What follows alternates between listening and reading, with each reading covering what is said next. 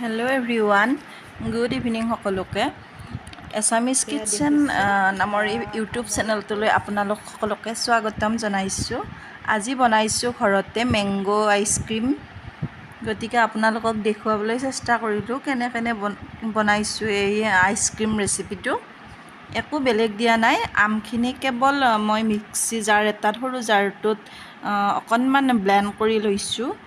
তাৰপিছত তাত অকণমান গাখীৰ দি আকৌ এবাৰ মিক্স কৰি লৈছোঁ আমখিনিৰ সৈতে। তাত অকণমান নিউট্ৰেলা অকণমান ওপৰত ছটিয়াই মানে অকণমান ফ্লেভাৰটো ভাল আহিবৰ কাৰণে দি দিছোঁ। আৰু সৰু ল'ৰা ছোৱালীয়ে এয়া খাই বহুত ভাল পায়। যিহেতু গৰমৰ দিন, বজাৰৰ আইচক্ৰীম খোৱাটো ইমান ভাল নহয়, গতিকে ঘৰতে বনাই মই খুৱাবলৈ যত্ন কৰিছোঁ। আমটো ঘৰতে যিহেতু পোৱা যায়, গতিকে এইটো আইচক্ৰীম খোৱালে ইমান দেহৰ ক্ষতি নহয় বুলি ভাবোঁ।